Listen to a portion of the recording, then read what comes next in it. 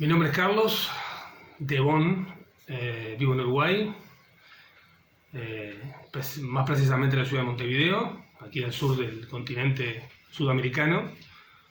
Y bueno, me considero una persona simple, sencilla, un trabajador diario como cualquier otro, y que tiene, digamos, el hobby, aunque se ha vuelto ahora un poco una especie de oficio, de escribir.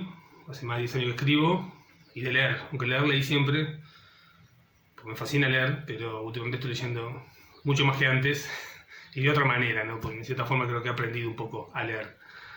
Y la razón de esta entrevista es que tengo, junto a mi compañera Erika, tenemos un hijo en común que se llama Nicolás, tiene 13 años y está dentro del espectro del autismo. Nicolás fue diagnosticado a los 3 años y medio, 3 años y 7, 8 meses, un poco más, pasando un poco más allá de los 3 años y medio. Después de un largo periplo por especialistas, por consultorios privados y de la sociedad médica, en la cual somos socios, después de idas y vueltas, después de mucho estrés, después de mucha preocupación, fue diagnosticado, sí, ya casi llegando a los 4 años, un poco antes de los 4 años. Y la asimilación con Erika la asumimos del lado de mantenernos activos, ¿no? De ella empezar a buscar los recursos para darle las terapias necesarias para que Nicolás pudiera mejorar, pudiera desarrollar su potencialidad. Y yo me dediqué mucho a adquirir conocimiento, a leer, a mirar videos, a buscar conferencias, comprar libros. Tratamos de superarlo tratando de estar activos, ¿no? Y no quedándonos en el lugar lamentando por algo que ya no tenía vuelta atrás, ¿no? Yo me repetía que bueno, el pasado es el pasado, no hay que olvidarse de él, pero ya no se puede volver, el autismo está acá, llegó, y de acá para adelante. Otra cuestión no hay que asumirlo, hay que hacer un duelo, por supuesto, pasar todas las fases de lo que representa un duelo. Hay mucho nerviosismo, cuando te lo dicen es un shock emocional muy profundo. Hay mucha angustia, mucho estrés, porque el autismo es prácticamente incertidumbre pura. Y nosotros la idea que teníamos del autismo era muy vaga. Entonces, bueno, a informarme, ¿no? Adquirir conocimiento para ayudarme yo mismo y para ayudar, después en consecuencia a Nico, y para ayudarnos nosotros y ayudarlo a él a comunicarnos mejor entre nosotros y en consecuencia a comunicarnos mejor con el entorno. Creo que ahora lo tenemos asimilado. A Erika le costó un poco más que a mí. Ella tuvo unas fases que yo las pasé un poco más rápido, porque yo digo, bueno, sentir culpa, que es lo que sienten muchos padres, no la sentí mucho, sentí por un periodo de tiempo, pero después me puse a pensar en qué va a beneficiar a Nicolás tener un padre con sentimiento de culpa, angustiado, predepresivo. No va a ayudar en nada. Necesito un padre fuerte, necesito un padre con energía, con optimismo y que realmente crea que él puede superarse y que todos podemos superar esta situación. Por supuesto que cada padre lo asimila y lo digiere como puede, porque somos todos diferentes, pero nosotros, no sé, confiamos en nosotros y confiamos en él y eso nos dio mucha fuerza para asimilarlo. Acá en Uruguay hay solo 3 centros específicos para atención de personas con autismo. Uno está ubicado acá en la capital, en Montevideo, y hay otros 2 en otras ciudades más pequeñas que Montevideo, que están ubicadas a una distancia considerable de Montevideo. Acá en Montevideo somos más de 1 millón de personas viviendo, así que es bastante obvio que no es suficiente. Ni el centro que está acá en Montevideo, ni los otros 2 centros que están en el resto del Uruguay. Entonces vos la opción que tenés es inscribirlo en la educación pública, en la escuela pública. Actualmente te están pidiendo que vayas con acompañante, pero yo conozco casos de niños que tienen autismo de alto funcionamiento y han hecho el periodo escolar, que son 6 años acá en Uruguay, sin acompañante, y ha sido una muy buena experiencia. Por supuesto, recibieron una ayuda inestimable de sus maestras, de los directores o directoras de los centros y de sus compañeros de clase. En el periodo inicial, que es el que viene después del periodo escolar, que son otros 6 años, la situación es más o menos parecida. Yo creo que en cierto caso de autismo, con cierto nivel de autismo, digamos del nivel medio al más profundo, es entendible que vayas con un acompañante para no distorsionar la dinámica de la clase. Porque hay que entender que la maestra, además de tener a tu hijo con autismo, también tiene otros 20 o 25 niños a los cuales tiene que enseñar y tiene que atender, ¿no? Y además es importante para que el niño con autismo le saque algún fruto a esas horas que está en clase, ¿no? Que tenga una persona al lado que lo enfoque, que le traduzca un poco lo que la maestra quiere, ¿no? Que le hable más lento, más articulado, que esté con él, que si quiere salir salga con él, después entre un rato después, ¿no? El principal problema que en Uruguay es que después que termina el periodo escolar y el periodo inicial, que son en total 12 años, y la persona con autismo llega a los 18, 19, 20 años, acá en Uruguay prácticamente para las personas con autismo de edad adulta no hay prácticamente nada. No hay otros centros donde puedan seguir aprendiendo, no hay cursos, no hay talleres, no hay clubes, directamente no hay nada. Las opciones laborales prácticamente no existen. Si sos una familia que tiene altos ingresos, bueno, podés mandarlo a una clínica privada, pero la mayoría de las familias que tienen un hijo con autismo no pueden pagar clínicas privadas. Entonces, ¿cuáles son las opciones? Que tu hijo se quede todo el día en casa contigo. En muchas familias los dos padres trabajan, o sea que un padre tiene que renunciar al trabajo para quedarse con su hijo mayor con autismo en casa y ya ahí, además del problema de no tener a dónde enviar a tu hijo, tenés el problema de que te bajan los ingresos. El problema de las personas con autismo en edad adulta acá en Uruguay es un problema del cual no se habla, ¿no? Y yo creo que no se habla porque no se ha hecho nada al respecto. Y en consecuencia se evita hablar de eso. Después, si vamos al tema de las ayudas del Estado, quería aclarar una cosa. En los colegios privados, tanto en primaria como en secundaria, no te lo aceptan directamente.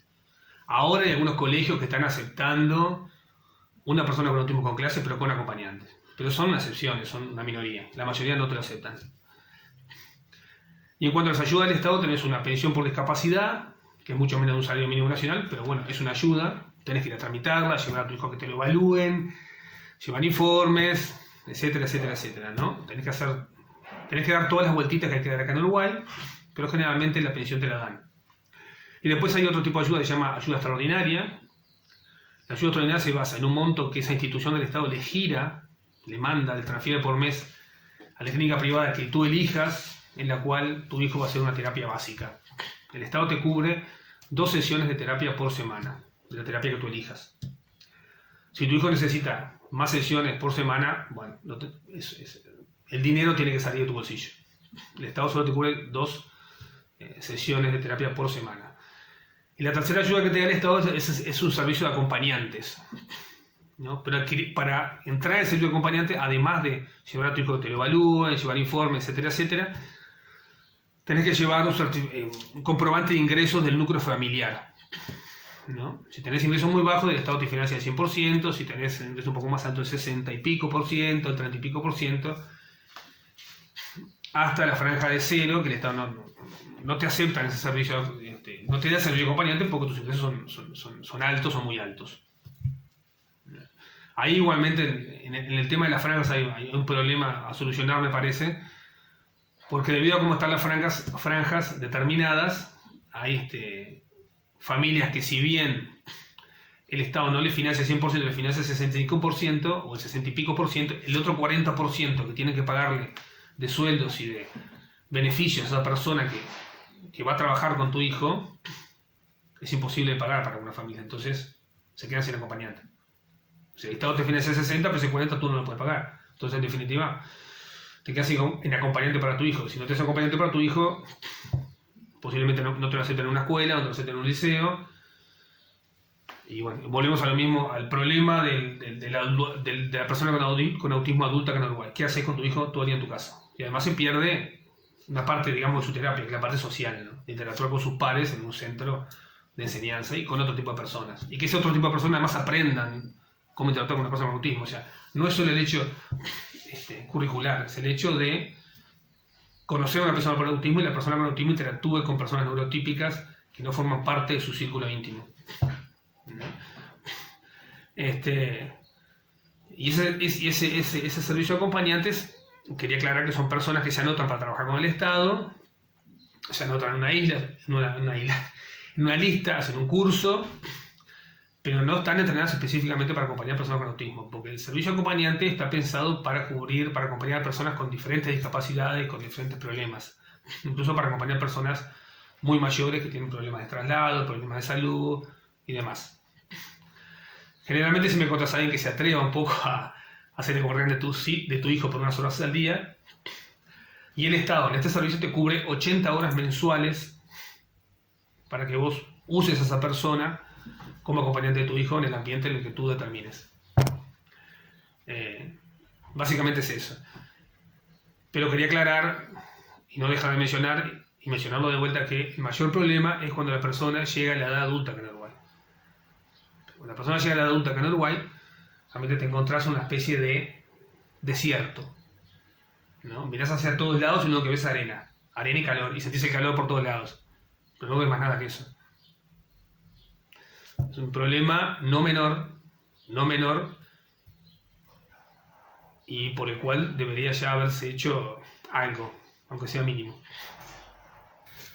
Nicolás actualmente está haciendo psicopedagogía 2 veces por semana. Empezó con fonoaudiología, con psicología y psicomotricidad. Después ese tipo de terapias fueron cumpliendo sus límites y ahora está haciendo psicopedagogía 2 veces por semana. Sí. Y ha tenido muy buenos avances. Y lo sigue teniendo. Lentos, como son generalmente personas con autismo, pero lentos pero constantes. O sea que estamos totalmente agradecidos a las terapeutas, a todas las que han formado parte de la vida nuestra y de Nicolás. Nicolás toma risperidona de los 5 años y medio, casi llegando a los 6 años. En realidad había una terapeuta que nos había indicado o aconsejado que le diéramos risperidona a los 4 años y medio, pero Erika y yo no estuvimos de acuerdo. No estábamos de ninguna manera de acuerdo en introducirle un químico invasivo a su cerebro antes de los 5 años de edad, pues de los 0 a 5 años de edad, donde la neuroplasticidad del cerebro de cualquier persona es mayor. Entonces no creíamos que era lo ideal. Y además Nicolás tenía cierta hiperactividad, pero no era tampoco una hiperactividad que radical, digo, que llegara al límite, ¿no? Que estuviera todo el día dando vueltas y fue imposible calmarlo. No era así. Después hicimos una consulta con un pediatra, con un psiquiatra especializado en autismo, que era el dueño de la clínica, que nos atendió muy bien, siempre fue muy amable con nosotros. Hicimos una sesión junto a él con Nicolás y nos dijo que Nicolás no tenía una hiperactividad por la cual hubiera que darle risperidona antes de los 5 años y que no se la diéramos, y que él aconsejaba no darle risperidona antes de los 5 años. Por supuesto que hay padres que no le han dado ningún químico y sigue sin dárselo, y bueno, cada uno con su receta, cada uno con su hijo, lo conoce y sabe lo que tiene que hacer. Nosotros le dimos porque después de los 5 años sí, se puso un poco hiperactivo y tuvo algún acto agresivo muy espaciado. Entonces preferimos darle para que estuviera un poquito más enfocado, para que estuviera un poquito más calmo. Empezó con una dosis mínima, después se la subimos, porque bueno, su volumen corporal fue aumentando. Hoy sigue tomando de mañana y de noche y por ahora ha ido bien. No hemos visto efectos secundarios importantes. Lo que sí el año pasado, y lo digo como un dato, durante 2 meses le quitamos la risperidona a ver qué pasaba, a ver si se la podíamos sacar, digamos, y lo que notamos fue un aumento de los tics, ¿no? De tics, ¿no? De movimientos estereotipados de la cara, del rostro, del brazo, de piernas. Eso lo empezamos a ver enseguida, al poco día yo empecé a darme cuenta. Y después se la volvimos a empezar a dar y esos tics se le fueron. Así que por ahora la risperidona viene bien, y bueno, veremos en el futuro si seguimos con ello o no, pero nuestra experiencia con la risperidona, que no es un medicamento especificado para el autismo, quiero aclarar, ¿no? Todos los medicamentos que se le dan, incluso este químico como otros, no están especificados para el autismo, son para otras cuestiones mentales que padecen otras personas. Lo que pasa es que, bueno, se empezó a probar con el autismo, pues yo estuve leyendo un poquito sobre la historia de la risperidona y se vio que tenía buenos resultados para mantenernos un poco calmados, para bajarle el nivel de algunos químicos en el cerebro, y se empezó a usar, pero no está especificado para la persona con autismo, ¿no? Pero bueno, como ya dije, la experiencia por ahora, estos 13 años con la risperidona, nuestra experiencia ha sido, digamos que buena. Me empecé a informar mucho sobre el autismo, porque tengo un hijo con autismo y me tocó. O sea, a mí me gusta mucho leer, ya te lo dije, como se los dije, perdón. y me gusta mucho adquirir conocimiento y me gusta mucho ir hasta la causa de la causa de la causa, hasta la última causa de la última causa. Soy así, es mi forma de ser. Entonces, me pareció que era muy importante obtener conocimiento, informarte sobre el autismo, porque una cosa es conocer la persona con autismo, es decir, sus características particulares personales, porque no hay una persona autista igual a otra. Todos son diferentes, como somos todos diferentes, los neurotípicos también. Pero hay cuestiones básicas que comparten. Y yo creo que esas cuestiones básicas hay que conocerlas y saber cómo interactuar de la mejor manera, por lo menos hasta dónde uno puede, de cierta forma, presionar y hasta dónde uno debe de calmarse, ¿no? Y dejarlo que él fluya y que haga lo suyo y darle su tiempo y darle su espacio, ¿no? Eso se hace conociendo a la persona, pero también obteniendo formación sobre el autismo. Yo creo que formarte sobre el autismo es fundamental. Más ahora en los últimos años que se ha estado investigando mucho más. Yo entro a muchas páginas en inglés, principalmente de universidades de Estados Unidos, de Inglaterra, de Canadá, de Australia, y se está investigando bastante sobre el tema del autismo. Y yo creo que el conocimiento siempre te va a dar, más allá de que a veces adquirir conocimiento genera miedo, y a muchas personas les genera mucho miedo, tarde o temprano, si lo asimilás, si le das un tiempo a que tu cerebro descanse, respire, trabaje solo, porque el cerebro nunca para de trabajar, en la parte inconsciente, el conocimiento te va a dar otra visión, te va a dar otra calma, te va a dar otra capacidad para reflexionar sobre el autismo y sobre tu hijo, y sobre la condición que tiene. Mi humilde opinión. Bueno, los estereotipos que se ven en las películas y series, como todo estereotipo, son rígidos. Y refieren siempre a un porcentaje menor dentro del espectro, menor de personas dentro del espectro, que son las personas que tienen autismo de alto funcionamiento. Por ese lado, la gente que ve la serie se puede ir con la idea de que todas las personas con autismo son así, pueden llegar a ser científicos brillantes y matemáticos y artistas fabulosos. Y la realidad es otra. La realidad es que la mayoría de las personas que están dentro del espectro del autismo no llegan a ese nivel de genialidad o de especificidad. Y tienen muchos problemas para convivir y para vivir en la sociedad que tenemos.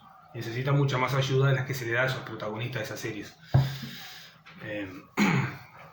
Porque yo lo que creo que deberían en alguno de esos capítulos o en esas películas agregar algún actor de reparto o algún otro personaje que apareciera con autismo de nivel medio más profundo para que la gente viera a otro personaje dentro de la serie o la película con ese nivel de autismo, ¿no?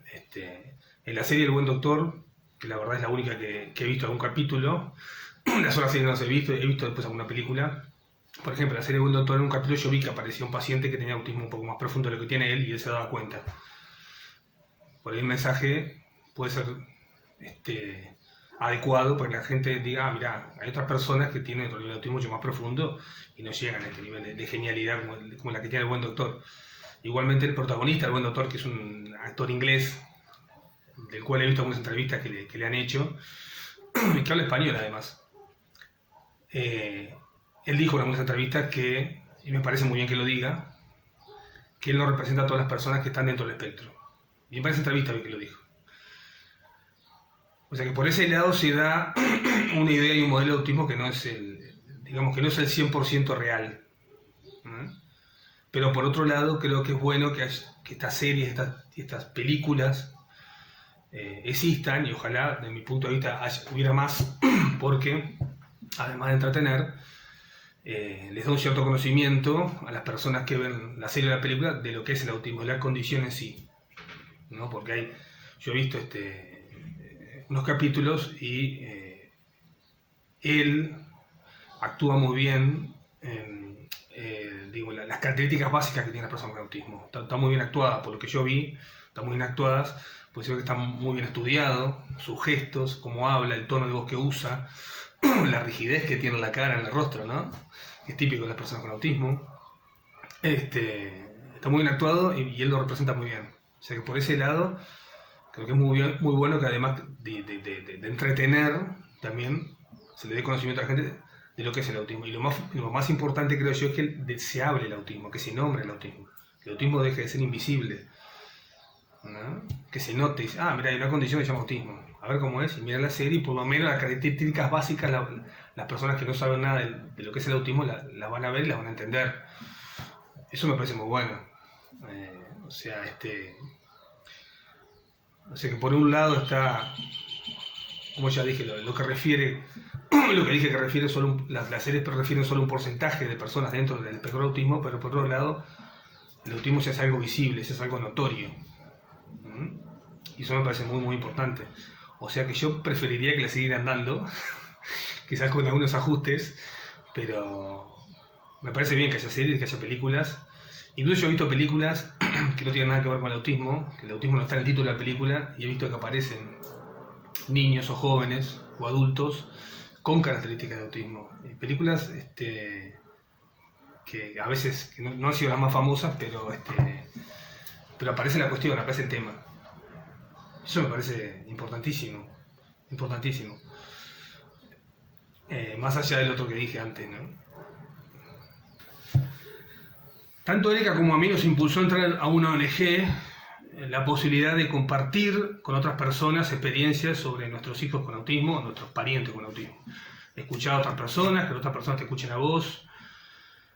Estar en un grupo donde los sentimientos y las emociones son muy parecidas porque hay un objetivo en común, porque tenemos un tema en común. Y entonces nos pareció interesante compartir momentos con personas que estuvieran un poco en nuestra misma situación. Y además la ONG en la cual entramos tenía el objetivo y sigue teniéndolo, a pesar de que la situación es muy difícil, porque las ONG acá en Uruguay no tienen ayuda prácticamente nadie, de formar un hogar comunitario para que las personas, nuestros hijos primeramente y quizás después otros que estuvieran fuera de la ONG, pudieran tener un lugar donde vivir, donde estar, donde autosustentarse. Porque uno de los mayores miedos que los padres de personas con autismo tenemos, y que lo sentimos solo nosotros los padres, es qué va a pasar cuando nosotros no estemos. ¿Dónde van a terminar nuestros hijos? ¿En algún lugar público? ¿Ahí tirados? ¿Dónde? ¿Qué va a pasar con ellos? Las personas con autismo que pueden tener un pariente que se encargue de ellos, y los que no tienen, y aún si tienen un pariente que se va a encargar de ellos, ese pariente tiene su propia vida también. Entonces, la idea de la ONG fue esa: colaborar para poder crear un hogar comunitario y además compartir experiencias, sensaciones, emociones con otras personas en nuestra misma situación. Y conocer otras situaciones de otros padres y de otras madres, que eso a mí me interesa mucho, ¿no? Conocer cómo lo vivieron, cómo lo están viviendo, conocer, digamos, sus batallas ganadas, sus batallas perdidas. Para mí es muy interesante eso, es muy interesante conocer la experiencia del otro. El libro que escribí y que pienso el año que viene publicar, espero, por acá en Uruguay publicar libros no es nada fácil, y menos libros en una condición particular como es el autismo, digamos que es una narración, es un testimonio de un padre con un hijo con autismo, pero a esa narración, esa narrativa le agregué un poco de información sobre la condición, nombro libros, nombro películas, puse algunas citas de libros que he leído en algunos capítulos, tiene 5 capítulos el libro. Tiene un poema al principio y otro al final, dedicado a Nicolás y a su autismo.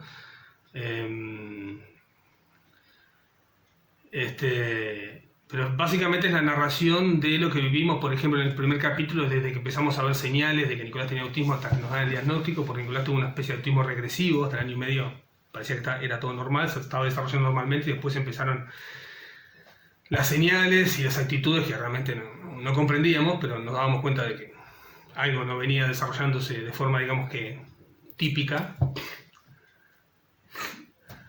Y después relata un poco la experiencia en la clínica, en la escuela, cuento experiencias de él, cuento experiencias nuestras. Por supuesto que hablo de mi punto de vista sobre el autismo y sobre conceptos, sobre ideas y sobre las experiencias que tuvimos.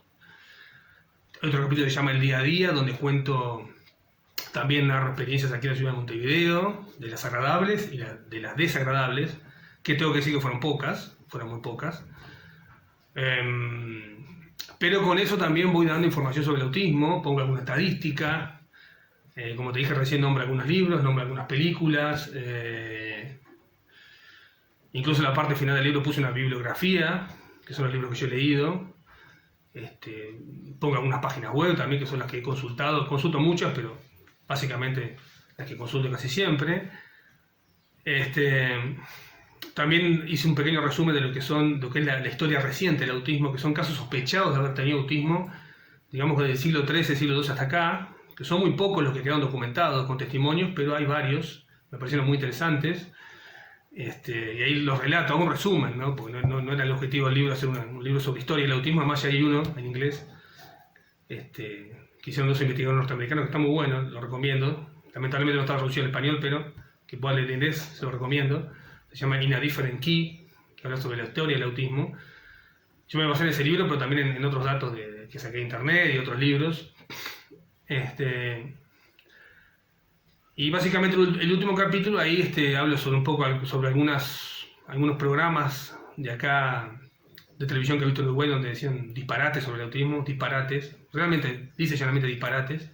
Hablo sobre el estereotipo de las películas y tiene un poco de prosa también porque yo describo cómo veo a Nicolás a veces acá en casa, lo describo cuando salta y fluye corriendo por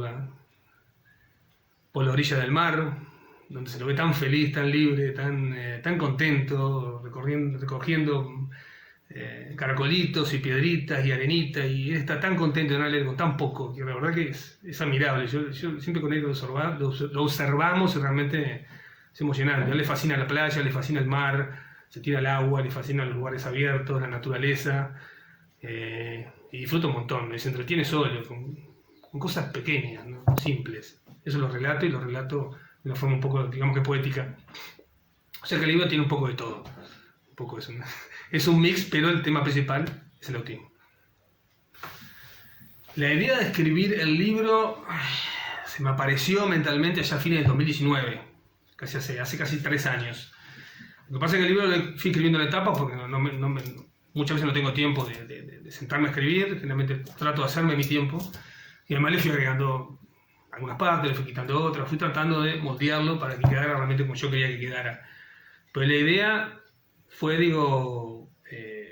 contar el testimonio de un padre con autismo, de lo que se goza, lo que se sufre, lo que se vive, bueno, y que las demás personas pudieran leerlo y conocerlo, y con eso fomentar el conocimiento del autismo, con eso fomentar la información sobre el autismo, con eso fomentar la idea de que las personas con autismo no son imbéciles o idiotas, sino que tienen otra condición mental diferente a la nuestra. Su cerebro funciona diferente al nuestro, nada más que eso. Es así de simple. Quizás el libro, con la idea también de que el libro le dé un poco de fuerza y de fortaleza a otros padres, con la idea de que quizás le sirva a algún terapeuta, porque yo cuento unas experiencias que quizás los pacientes, esos terapeutas no han tenido y Nicolás sí las ha tenido. Con el objetivo también de que emocione un poco, de que entretenga, de que sea un libro ameno, fácil, simple de leer, práctico, y que la gente cuando lo cierre se vaya con un modelo básico de lo que es una persona con autismo y lo que necesita una persona con autismo. Que básicamente lo que necesita una persona con autismo es comprensión. O sea, en definitiva, la idea de escribir el libro fue poner mi granito de arena, como dice el dicho, para que esta sociedad sea un poco mejor de lo que es. Ese fue el objetivo que creo que tuve desde el principio. De Nicolás he aprendido básicamente a ser mejor persona, mejor ser humano. Hay algunas personas que me lo han dicho, otras que no, pero yo creo que ha sido así. He aprendido a tener más tolerancia, a pesar que nunca me catalogué como intolerante, pero he aprendido a tener más paciencia, he aprendido a reflexionar más, he aprendido a bajar los decibeles, a estar más tranquilo, a hablar más lento, he aprendido lo que son los sentimientos y las emociones profundas, he aprendido un poco a fluir más en cuanto a lo emocional, como ya lo he dicho. Nicolás me despertó toda una dimensión nueva de emociones y sentimientos que no creí que nadie me fuera a despertar, ni nada me fuera a despertar, porque yo creo que el amor de pareja es una cosa y el amor hacia tus hijos es otro. Es amor igual, pero yo estoy convencido que la sensación es diferente. Y he aprendido también más de lo que ya quizás tenía aprendido, que no hay que estresarse tanto por ciertas cuestiones que realmente son tan nimias, tan triviales, tan superficiales. ¿Para qué? ¿Para qué tanto nerviosismo y tanto estrés y tanta ida y vuelta? las cosas van a fluir y se van a poner en el lugar tarde o temprano. Estoy convencido de eso. He aprendido realmente a madurar. Nicolás me ha hecho madurar, me ha hecho crecer como persona, estoy convencido de eso. Y he aprendido a ser padre. Cosa fundamental y maravillosa. Yo no tenía planificado ser padre, lo fui, y la verdad que desde el primer momento me fasciné con Nicolás. Y sigo fascinado. O sea que he aprendido en definitiva a evolucionar sentimental, emocionalmente y como persona. Eso es lo más importante, como persona. A mi yo del pasado, previo a que fui padre, porque el ser padre para mí fue un clic, un corte muy profundo en mi vida, le diría muchas cosas. Pero principalmente le diría que no se estrese, que no trate de controlar tanto las situaciones, no de ser protagonista, porque nunca tuve ese afán, pero de no tratar de que las cosas fluyan, de ser un poco espectador muchas veces y no tratar de intervenir tanto, de no intentar de cambiar cosas, cuestiones o situaciones que no van a cambiar, que van a seguir siendo como son. Que trate de cambiar más su entorno y su parte maleable, digamos, la parte maleable que él puede cambiar, y no tratar de expandirse más a problemas o situaciones que, si bien importan, son un poco inmodificables o incambiables en el corto periodo de tiempo, ¿no? En el corto plazo, ¿no? Quizás a la larga cambien, y ojalá cambien. Y le diría que siga haciendo lo que está haciendo, porque un poquito antes que Nicolás nació yo ya escribía. Siempre leí, pero ya escribía, que siga por ese camino, que va lento, pero va seguro, que se centre en eso, que inconscientemente tenga presente lo que quiere hacer y haga el esfuerzo por hacerlo. Pues si vos querés escribir, bueno, sentate y escribí. Pero también lee, pero también trata de analizar, de asimilar, de escuchar, de buscar a alguien que te pueda guiar, ¿no? Y darte algún consejo que a ti quizás no se te ocurrió, ¿no? Que trate de abrirse un poco más, le diría, que no se encierre tanto, que trate de escuchar más a los demás, que trate de buscar soluciones que quizás no parecen lógicas, pero muchas veces lo son. Y le diría que se vaya entrenando emocionalmente, porque va a venir algo que lo va a cambiar de por vida, y que de ahí para adelante su vida, del plano lógico y racional, va a ser la misma, pero del plano emocional va a cambiar, va a dar un giro de 180 grados. No le diría que se prepare, porque nadie puede estar preparado para lo que no vivió, pero le diría que, bueno, que le va a llegar algo maravilloso, que le va a costar un poco al principio, que va a sufrir un poco, pero cuando el sufrimiento pase, las emociones se estabilicen, va a volver a ser el que era antes, pero con esa experiencia sumada. Y se va a sentir mejor que antes, va a sentir que revivió y se va a sentir casi que como una nueva persona. Y que ese acontecimiento va a ser maravilloso, y le va a llegar esa sensación de flujo interior que lo va a inundar y lo va a llevar a traspasar nuevos límites. No le hablaría sobre que va a tener un hijo o que va a tener autismo, porque más allá que el autismo ha sido algo que hemos tenido con lo que hemos tenido que lidiar y seguimos lidiando. Nosotros a Nicolás lo amamos, tanto Erika como yo, por lo que es, porque es Nicolás y porque nuestro hijo tenga un autismo. Así que básicamente es eso lo que le diría.